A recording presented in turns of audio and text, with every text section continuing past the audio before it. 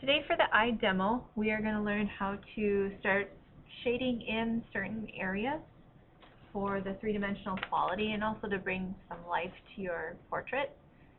Eyes tend to be a little intimidating, but there are a lot of things going on in a very small area. A lot of contrast. There's very dark darks, like in your pupil, and there is your bright white, the white part of your eye.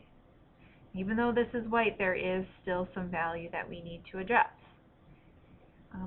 Things also like getting the right tone for your skin tone and doing things like hair, lashes, and eyebrows after you've established your skin tone is going to be important.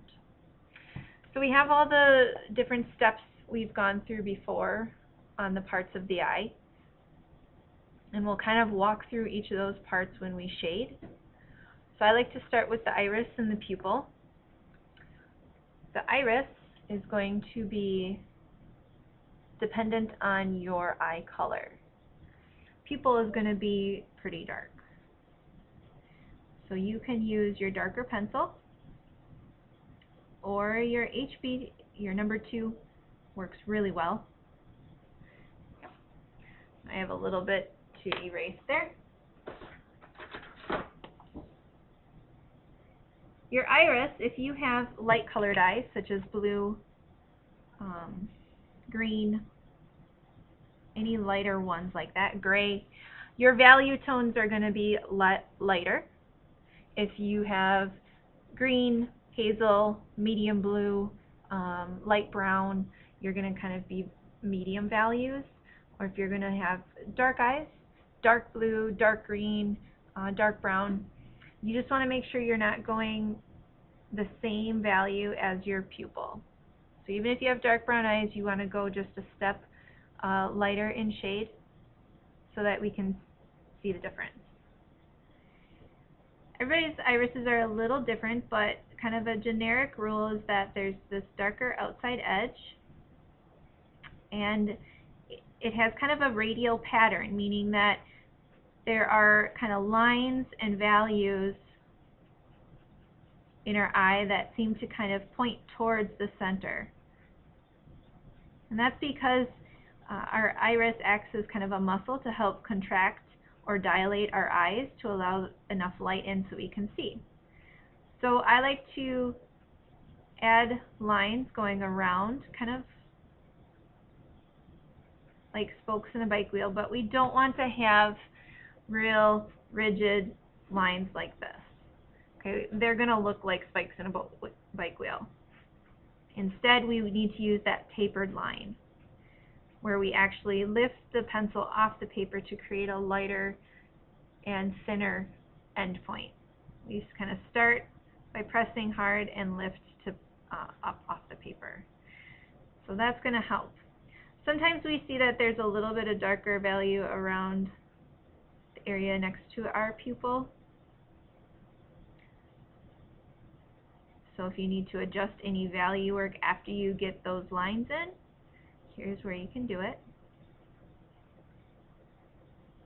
Now you don't want to get rid of that texture because that's what makes it look like your eye. If it's all smooth, it's going to look a little false, a little unreal. So try to have those lines and that texture still visible when possible. Okay, the white part of your eye might have some shadow because your lid does go over it.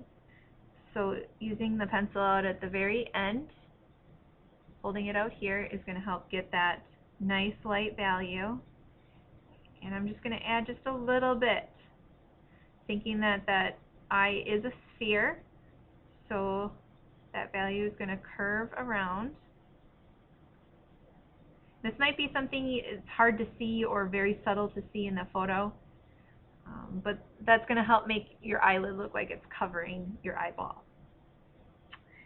The fleshy corner tends to just be a little bit darker in value, so just take a look at your picture. You might have a little highlight because our eye is liquidy. And here is that lid thickness. And sometimes we can see some value change, and that's maybe the line or the edge that we can see where the white of our eye and our skin are interrupted by. Just this little ledge of our thickness of our lid. So remember that if you get a little dark, you can always take your kneadable eraser and kind of form it into a certain shape and lighten up in areas. I feel like you got a little too dark in some spots.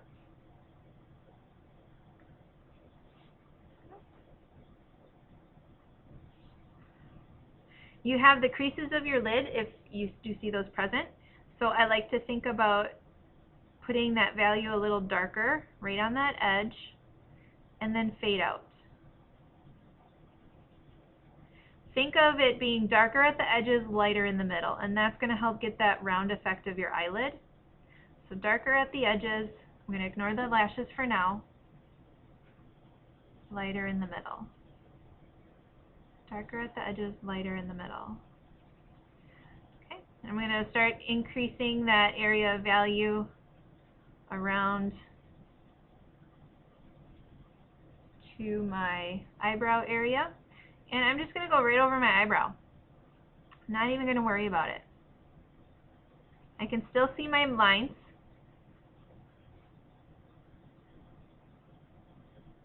And I'll come back.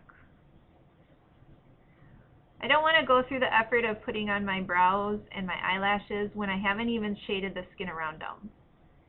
If you do those first, they tend to disappear. So I'd rather do them last and be done with it. If you do see some stronger shadows, push up the contrast. That helps get more three-dimensional effect. So if you don't have much contrast, you're going to look pretty flat. Just by going a little darker in some areas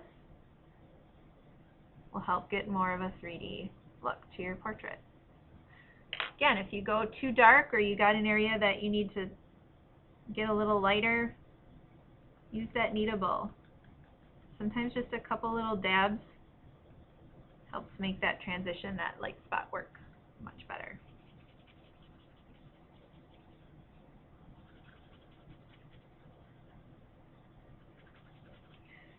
Okay, I have the crease of my lower lid because of my smile or my expression.